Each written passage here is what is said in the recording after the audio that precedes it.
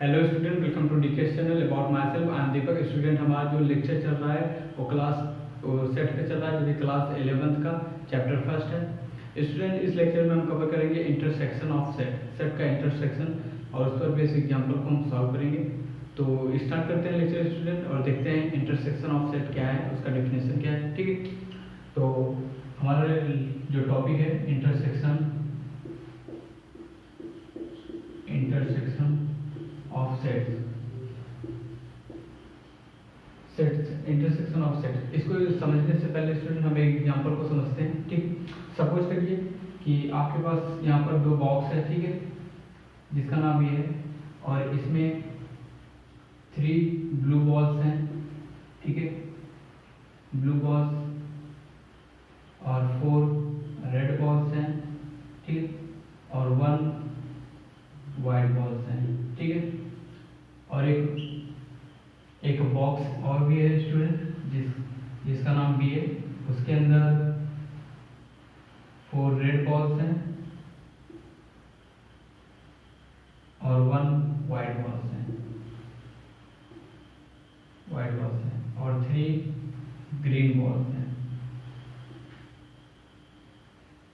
तो स्टूडेंट, इसको आप जरा ध्यान से देखिए। ठीक है, आपके पास एक बॉक्स है, ठीक है, बॉक्स ए है जिसका नाम ए है, उसके अंदर 3 बॉल्स हैं और 4 रेड बॉल्स हैं और 1 वाइट बॉल्स हैं, ठीक है। और यहाँ पर एक सेट है, एक बी एक बॉक्स है जिसके अंदर 4 रेड बॉल्स हैं और 1 वाइट बॉल्स हैं और 3 ग्रीन बॉल्स हैं। तो यहाँ पर आप देख पा रहे होंगे कि दोनों बॉल्स में और दोनों बैग्स में कुछ चीज़ें कॉमन हैं, ठीक है। तो यहाँ पर आप देखेंगे यहाँ पर 4 रेड बॉल्स हैं और इसमें भी 4 रेड बॉल्स हैं, ठीक है, और इसमें भी वाइट 1 बॉल्स है, इसमें भी 1 बॉल वाइट है, ठीक है। और यहाँ पर देखिए स्टूडेंट, यहाँ पर 3 ग्रीन बॉल्स हैं लेकिन यहाँ 3 ब्लू बॉल्स हैं। तो स्टूडेंट, अगर आपसे पूछा जाए कि मतलब आप बताइए कि इन दोनों बॉक्स में कॉमन चीज़ें क्या हैं, मतलब जो दोनों में हो, ठीक है, तो आप बताएंगे कि हाँ, इसमें 4 रेड बॉल्स हैं जो कि मतलब जो इस वाले बैग में बी ए वाले बैग में भी है और बी वाले बैग में भी है, ठीक है, और 1 वाइट बॉल्स है जो कि ए के अंदर भी है और बी के अंदर भी है, ठीक है। तो स्टूडेंट, आपका जो ये कॉमन आया है, जो आपने ये बताया कि मतलब दोनों चीज़ों में कॉमन है, ठीक है, क्या 4 रेड बॉल्स और 1 वाइट बॉल्स। एक्चुअली अगर हम इसे सेट के फॉर्म में देखें तो इसे कहते हैं इंटरसेक्शन। इंटरसेक्शन स्टूडेंट वो चीज़ें होते हैं जो आपको बताया कि मतलब दो चीज़ों में कोई चीज़ है जो कॉमन है, जो दोनों में है, इस वाले में भी है, इस वाले में भी है। जैसे यहाँ पर हमने देखा कि ए में 4 रेड बॉल्स थे, बी के अंदर भी 4 रेड बॉल्स थे, ठीक है, और 1 वाइट बॉल्स है, और ए के अंदर भी 1 वाइट बॉल्स है। तो दोनों में क्या कॉमन था कि 4 रेड बॉल्स है, 1 वाइट बॉल्स है। तो स्टूडेंट, इसे इंटरसेक्शन कहते हैं। जैसे कि अगर आपसे कोई चीज़ पूछे, जैसे कि इसमें हमने पूछा क्या कॉमन था, तो आपने बता दिया 4 रेड बॉल्स, वाइट बॉल्स। तो अगर सेट की बात करते हैं तब उसमें इंटरसेक्शन में भी हमें वही करना होता है कि आपको 2 सेट दिया रहेगा, ठीक है, उसमें आपसे मतलब दोनों सेट में दिया रहेगा, उन दोनों में से कुछ कॉमन रहेगा। आपसे पूछेगा कि आप इंटरसेक्शन फाइंड करिए उस सेट का, तो आपको बस इतना करना होता है स्टूडेंट कि उन दोनों सेट में जो भी चीज़ें कॉमन रहेंगी उन्हें हमें लिख देना है। जैसे इन दोनों सेट में क्या था कि रेड और वाइट कॉमन था, तो हमने रेड और वाइट को लिख दिया। तो ये हमारे जनरल लाइफ से था, तो ये इससे हम ज़्यादा अच्छे से रिलेट कर पाएंगे, ठीक है। तो इंटरसेक्शन स्टूडेंट ये डिनोट ए से किया जाता है, ऐसे इस तरीके से इसको डिनोट किया जाता है। और अगर आपसे 2 सेट के बीच में बात की जा रही है तो एक सेट इधर आएगा, एक सेट इधर आएगा, ठीक है। जब भी इंटरसेक्शन की बात किया जाएगा हम इस तरीके से डिनोट करेंगे। फॉर एग्जांपल के लिए ये तो जनरल लाइफ से था, ठीक है। अभी हम देखते हैं सेट के फॉर्म में।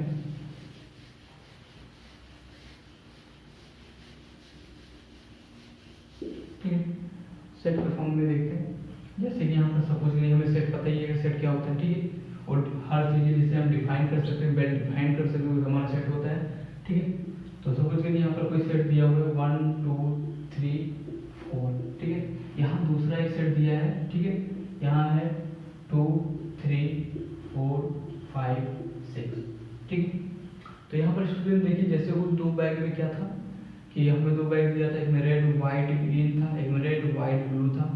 तो वहाँ पर क्या था, रेड और वाइट मैच कर रहा था, दोनों में चीज़ों में कॉमन था। तो ठीक, और हमें पता है जो चीज़ें कॉमन होती है उन्हें इंटरसेक्शन कहते हैं।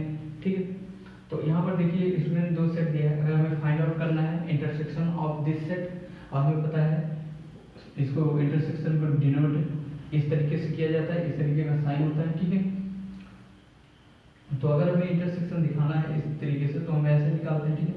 और हमें बस इस ब्रैकेट के अंदर हमें उन चीज़ों को लिखना है जो चीज़ें दोनों में कॉमन है, बस उन्हीं को। अगर कोई चीज़ रिपीट हो रही है, जैसे कि यहाँ पर 2 है और यहाँ ये 2 और भी होता, तो सिर्फ एक ही बार ऊपर लिखेंगे, ठीक है, 2 बार नहीं लिखेंगे। जैसे कि यहाँ सपोज करिए यहाँ पर क्या है 1 है, लेकिन 1 है नहीं तो हम 1 नहीं लिखेंगे। 2 है तो 2 हम लिख देंगे, ठीक है। यहाँ 3 है, यहाँ भी 3 है तो 3 हम लिख देंगे, ठीक है। यहाँ 4 है, उसमें भी 4 है तो 4 लिख देंगे, ठीक है। तो ये है स्टूडेंट। अब इतनी चीज़ें, यहाँ पर 5 है, 5 इसमें है नहीं तो हम नहीं लिखेंगे। 6 है, 6 इसमें है नहीं तो हम नहीं लिखेंगे, ठीक है। तो यहाँ पर हमें जो हमारा कॉमन आया वो था 2, 3, 4, और इसी को स्टूडेंट बोलते हैं, हमें पहले भी पता है, इसे बोलते हैं intersection of A and B. तो स्टूडेंट ये एग्जाम्पल था, एक एग्जाम्पल और लेते हैं, जैसे आप इससे अच्छे से, ये हमारा ओवरव्यू है, हम डेफिनेशन भी देखेंगे, ठीक है। तो सपोज करिए कि इसमें 2 तरीके की पॉसिबिलिटी है। कभी कभी आपको ऐसे दिया है कि जैसे कि यहीं पर हम देख रहे हैं कि यहाँ अगर 1, 2 और भी दे दिया जाए, ठीक है, यहाँ 2 दे दिया जाए, या कोई नंबर सिंपल से अगर कोई नंबर रिपीट हो रहा है तब भी जो हमारा कॉमन आएगा वो यही आएगा। भले 2 नंबर रिपीट हो रहे हैं, जैसे 2 यहाँ पर भी है, 2 यहाँ पर भी है और 2 ये भी है, तो अगर चीज़ें रिपीट हो रही है तो हमें पता है कि रोस्टर फॉर्म में अगर कोई भी चीज़ें रिपीट हो रही है तो हम उनको सिर्फ एक ही बार लिखेंगे, ठीक। ये हमारा रूल है, ठीक है।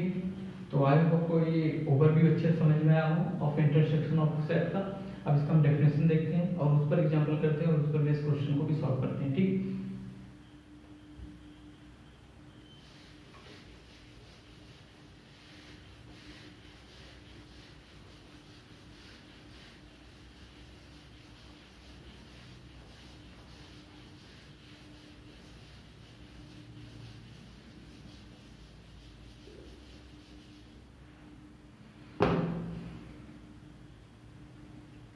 अब डेफिनेशन देख लेते हैं स्टूडेंट, इसका डेफिनेशन। तो अगर हमें intersection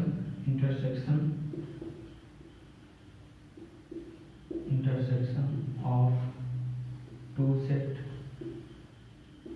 A and V is the set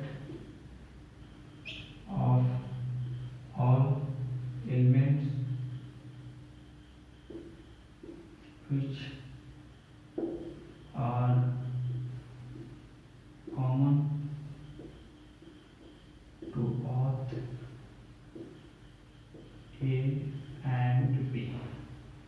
ये तो हम ऐसे लिखते हैं, ठीक, A and B।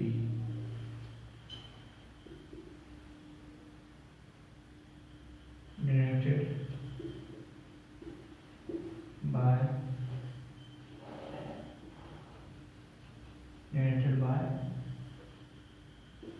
टिक। तो स्टूडेंट ये हमारा डेफिनेशन है। तो डेफिनेशन भी वही कहता है जो हमने एग्जांपल में देखा, ठीक है, कि इंटरसेक्शन ऑफ 2 सेट, जैसे कि सपोज हमारा कोई सेट दिया हुआ है, ये हम फिर से एग्जांपल देख लेते हैं, ठीक।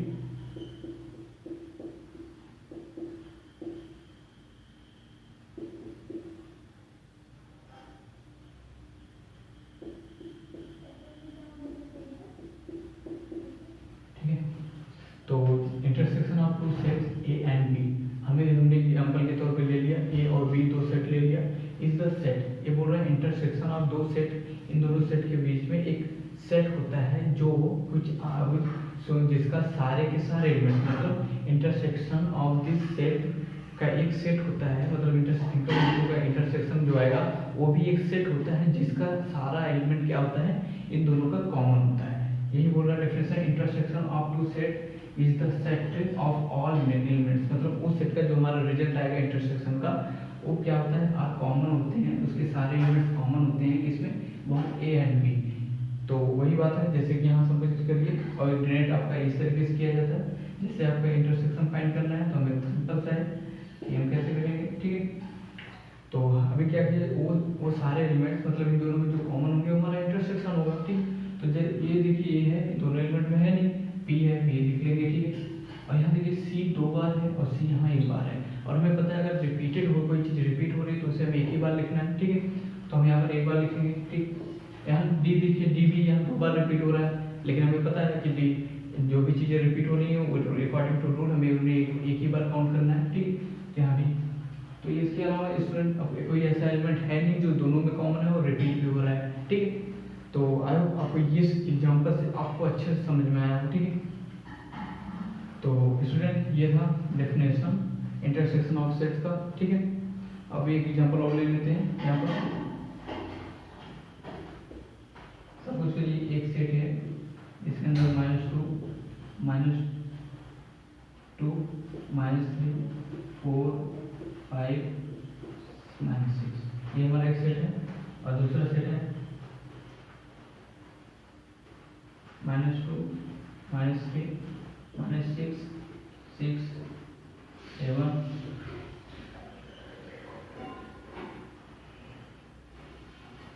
5, -5। तो स्टूडेंट ये हमारा एक सेट है, ठीक है। ये हमारा दो सेट है, ठीक है। अब हमें फाइंड आउट करना है इन दोनों के बीच में इंटरसेक्शन फाइंड करना है, इन दोनों के बीच में इंटरसेक्शन। तो हमें पता है इंटरसेक्शन क्या मतलब होता है, दोनों चीज़ों में कॉमन हो वो हमारा इंटरसेक्शन होता है। तो हमें कॉमन फाइंड करना है इन दोनों के बीच में, ए और बी के बीच में। तो यहाँ पर देखिए -2 है, यहाँ पर भी -2 है, ओके, ठीक। यहाँ पर देखिए -3 है, और यहाँ पर देखिए -2 दो बार है, हमें पता है एक भी बार काउंट करना है, ठीक है। यहाँ -3 है, -3 है, तो ये भी हम लिख लेंगे, ठीक है। यहाँ देखिए स्टूडेंट -6 है, इसमें भी -6 है, ठीक है, -6 लिख लेंगे, ठीक। अब यहाँ पर देखिए स्टूडेंट 6 है, लेकिन यहाँ -6 है, नॉट 6, और यहाँ 6 है प्लस में, वहाँ माइनस नेगेटिव है तो नहीं लिखेंगे, ठीक है। यहाँ 6 नहीं है, अगर पॉजिटिव, ये भी आपको ध्यान रखना, अगर -2 नेगेटिव में है और यहाँ +2 है तो हम नहीं लिखेंगे। -2 है तो -2 ही कॉमन होना चाहिए, अगर +2 है तो +2 ही होना चाहिए दोनों में, ठीक है, ये हमें याद रखना है। और यहाँ 6 देखिए, 6 नहीं, 7 देखिए, 7 है, यहाँ -5 है या +5 है, ठीक है। तो यहाँ -5 है, +5 है, तो ये काउंटेड नहीं होगा, ये कॉमन नहीं होगा, क्योंकि अगर -5 यहाँ पर भी होता है हम काउंट करते हैं, यहाँ पॉजिटिव है नेगेटिव है तो काउंट नहीं होगा। तो हमारे पास कितने कॉमन चीज़ें आई, 2-3 आई हैं, ठीक है, -2, -3, -6। तो आई होप आपको यहाँ से इस वाले एग्जाम्पल से आपको और अच्छे समझ में आया हो कि सेट इंटरसेक्शन कितने टाइप के सेट आपके सामने आ सकते हैं फाइंड आउट करने के लिए इंटरसेक्शन, ठीक है। तो स्टूडेंट ये हमारा डेफिनेशन था, ये हमारे 2 एग्जाम्पल थे जो कि अच्छे हैं और इम्पोर्टेंट है, यहाँ से आपको काफ़ी अच्छा नॉलेज मिलेगा, फाइंड आउट इसको, इस कंसेप्ट को आपको अच्छे से मजबूती आएगी, ठीक है, ठीक। तो आई होप ये आपको समझ में। अब इस पर बेस हम एग्जाम्पल को सॉल्व कर लेते हैं, ठीक है।